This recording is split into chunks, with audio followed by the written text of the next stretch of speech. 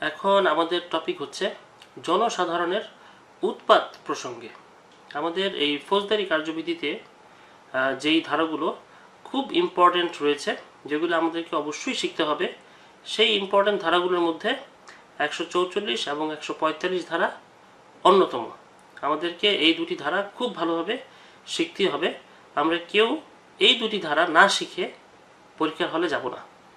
Most of the time এই দুটি ধারা থেকে কোনো না কোনো প্রশ্ন এমসিকিউতে থাকেই, আবার রিটেনেও থাকতে পারে। সুতরাং আমরা এই দুটি ধারা খুব ভালোভাবে বুঝবো এবং শিখব।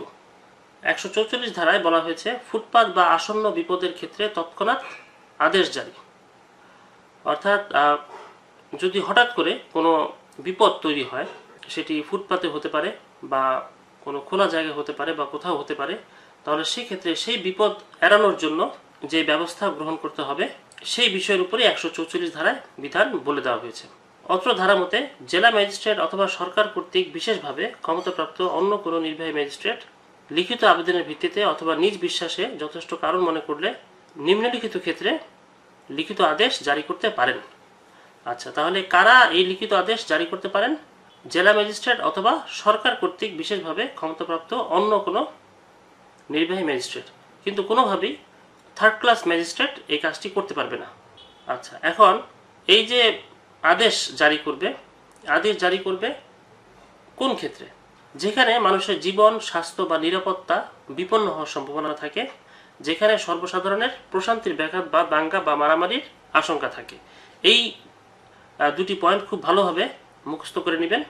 এখানে কি কি বলা হয়েছে ভালো করে মনে রাখবেন এবং বুঝে নেন যে মানুষের জীবন, স্বাস্থ্য ও নিরাপত্তা এবং প্রশান্তির ব্যাঘাত বা দাঙ্গা বা মারামারি, এই বিষয়গুলো যদি ঘটার সম্ভাবনা থাকে, তাহলে সেক্ষেত্রে জেলা ম্যাজিস্ট্রেট অথবা সরকার কর্তৃক ক্ষমতাপ্রাপ্ত অন্য কোনো নির্বাহী ম্যাজিস্ট্রেট এই বিপদ থেকে জনগণকে রক্ষা করার জন্য লিখিত আদেশ জারি করতে পারবেন।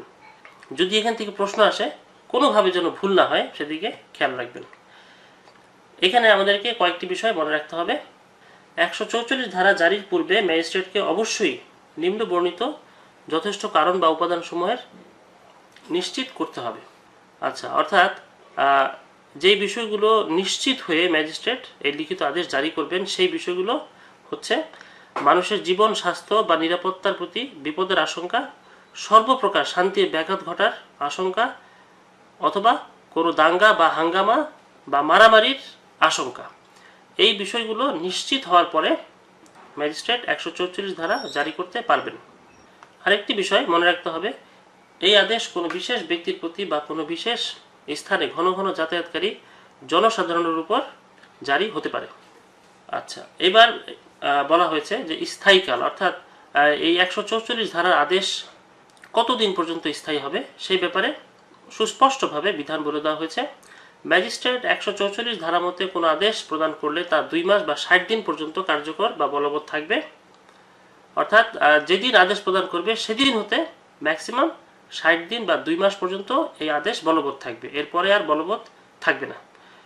পরবর্তী সময়সীমা বৃদ্ধির জন্য সরকার কর্তৃক প্রকাশিত গ্যাজেট বিজ্ঞপ্তির মাধ্যমে সময়সীমা বৃদ্ধি করতে পারবেন।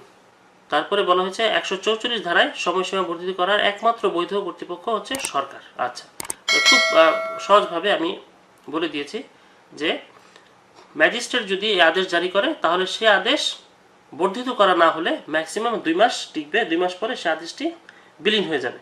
আর যদি এটি বর্ধিত করতে হয়, তাহলে এই সময়সীমা বর্ধিত করার একমাত্র এখতিয়ার হচ্ছে সরকারের। সরকার চাইলে করতে পারে। সরকার যদি সময়সীমা বৃদ্ধি করতে চায়, তাহলে গ্যাজেট বিজ্ঞপ্তির মাধ্যমে বৃদ্ধির সময়সীমা প্রকাশ করতে পারবে। এখন আমরা শিখব যে এই 144 ধারার লিখিত আদেশ কোথায় জারি করা যেতে পারে, অর্থাৎ অধিক্ষেত্র বা এখতিয়ার কোথায়, সেই ব্যাপারে আমরা শিখব।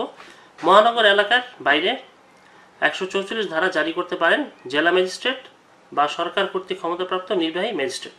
আমরা একটু আগেই পড়ে এসেছি, এই আদেশ কে জারি করতে পারে? জেলা ম্যাজিস্ট্রেট অথবা সরকার কর্তৃক ক্ষমতাপ্রাপ্ত নির্বাহী ম্যাজিস্ট্রেট এই আদেশ জারি করতে পারে, তবে তা অবশ্যই মহানগর এলাকার বাইরে হতে হবে। মহানগর এলাকার ভিতরে কোনো ম্যাজিস্ট্রেট এই আদেশ জারি করতে পারবে না।